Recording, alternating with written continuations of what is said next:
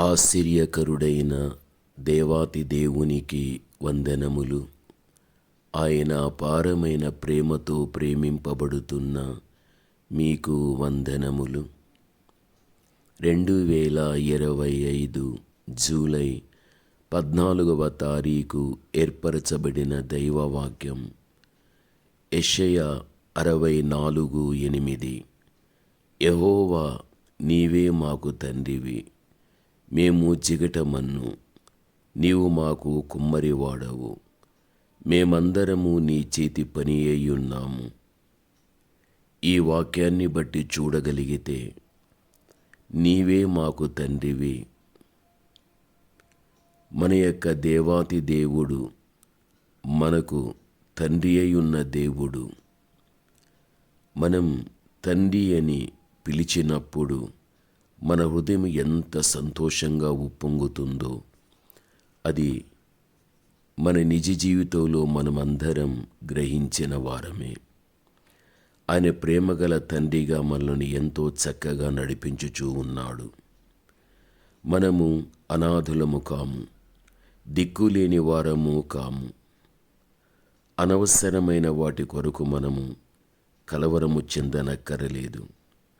మన సొంత తండ్రి వలె మన సమస్త కార్యములయందు ఆయన ఎంతో శ్రద్ధ గలవాడై మనలను నడిపించుచూ ఉంటున్నాడు. ప్రభువునందు ప్రియమైన వాళ్ళారా, ఆ పరమ తండ్రి మనల్ని నడిపించుటను బట్టి మనం ఎంతగా ఆదరింపబడుతుంటున్నాము. మన జీవితానికి ధైర్యం అనేది ఎంత కలుగుతూ ఉంటున్నదో మన నిజ జీవితంలో మనకు తెలిసిన విషయమే. అందుకే దేవుని బిడ్డలైన మనం ఎక్కడ కానీ స్వబుద్ధిని ఆధారము చేసి కొనకుండా మన యొక్క పూర్ణ హృదయముతో యెహోవా యందు నమ్మిక ఉంచే వ్యక్తులుగా మనం ఉండాలి. బైబిల్ చెబుతుంది, నీ ప్రవర్తన అంతటి యందు ఆయన అధికారానికి ఒప్పుకొనుము, అప్పుడు ఆయన నీ త్రోవలను సరళము చేయును. నేను జ్ఞానిని కదా అని నీవు అనుకొనవద్దు. సామెతలు 3వ అధ్యాయం 5, 6, 7 వచనాలు ఆ మీదట మీరు చదువుకొనండి. గమనించాలి, ఏ చిన్న బిడ్డ అయినా తన తండ్రి చేతులను పట్టుకొని ఉండడం మనం చూడగలుగుతాము. ఆ బిడ్డ ఎక్కడ కానీ భయపడదు.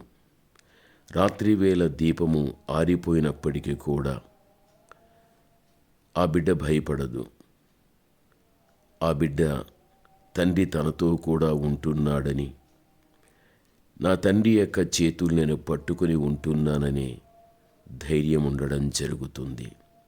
నిజమే, మన యొక్క జీవితంలో కూడా మన తండ్రి మన దేవుడై ఉన్నప్పుడు మన జీవితంలో కూడా ఎక్కడ కానీ మనం భయపడవలసినటువంటి పని లేదు. మనము దేవుని యొక్క సొంత బిడ్డలంగా మనం ఉంటున్నాం గనుక ఎంత మాత్రం కూడా భయపడవలసిన అవసరత లేనే లేదు.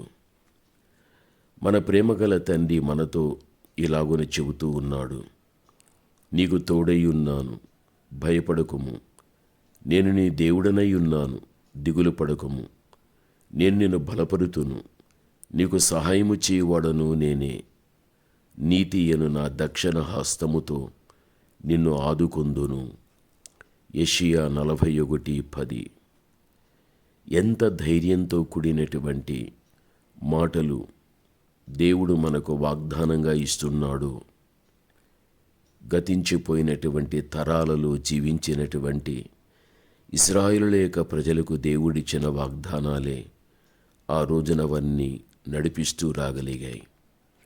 ఈ రోజుల్లో అదే వాగ్దానం మనకు కూడా సంబంధించినది కాబట్టి మనము కూడా ఈ రోజున ఈ వాగ్దానాన్ని బట్టి మన యొక్క జీవితంలో ధైర్యాన్ని తెచ్చుకొని మనము నడుస్తూ ఉంటున్నాం. దేవుని యొక్క బిడ్డలుగా దేవుని యొక్క ప్రేమ కొరకు మనం ఎల్లప్పుడూ కూడా ఆయన సన్నిధిలో మనకు కనిపెట్టువారుగా మనం ఉండాలి. ప్రభువునందు ప్రియమైనటువంటి వాళ్ళారా, మన తండ్రి అయినటువంటి దేవాతి దేవుడు తండ్రి లేని వారికి తండ్రియు విధవరాంటకు న్యాయకర్త అయి ఉన్నాడు అని కీర్తన 68:5లో కూడా మనము చూడగలం. నిజమే, మన జీవితంలో మన దేవుడు మనకొక తండ్రిగా, మనకొక తల్లిగా ఆయన ఉంటూ ఎంతగా మనను ఆదరించాలో, ఎంతగా బలపరిచి నడిపించాలో మన విషయంలో దేవుడు ఎంతో బాధ్యత కలిగిన దేవుడై ఉంటూ ఉన్నాడు. కావున ఎల్లప్పుడూ కూడా మన యొక్క జీవితంలో మనం పరలోకమందున్న మా తండ్రి అని మనము సంబోధించుట మన ప్రభువే మనకు నేర్పినట్లు మత్తయి 6:9లో మనము చూడగలం. మన జీవితంలో ఎల్లప్పుడూ కానీ తండ్రి అని మనం పిలిచేవారుగా మనం ఉండాలి. ఎందుకు అనగా మనం ఆయనకు సొంత బిడ్డలం. కాబట్టి మనకు తండ్రి అనే దేవుడు ఉంటున్నాడు. కాబట్టి ఏ సమయములోనైనా ఆయన యొక్క సన్నిధికి మనం వెళ్ళి ఆ విధంగా మనము తండ్రిని పిలవడము ద్వారా ఆయన తప్పనిసరిగా ఆలకించగలుగుతాడు, మనం చూడగలుగుతాడు.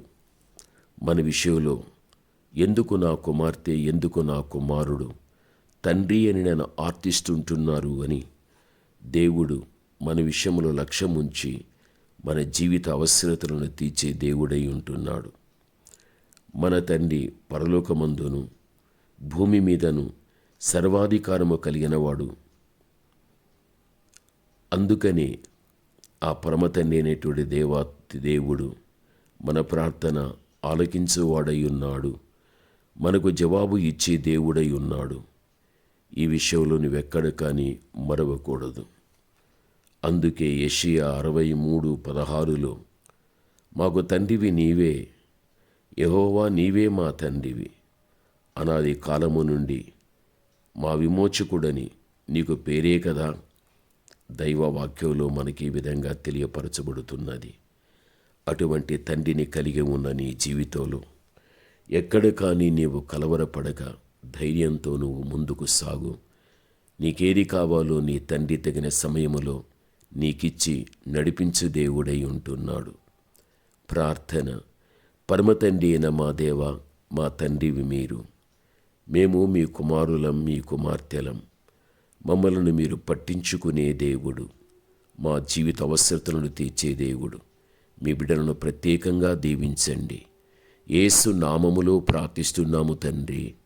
ఆమేన్.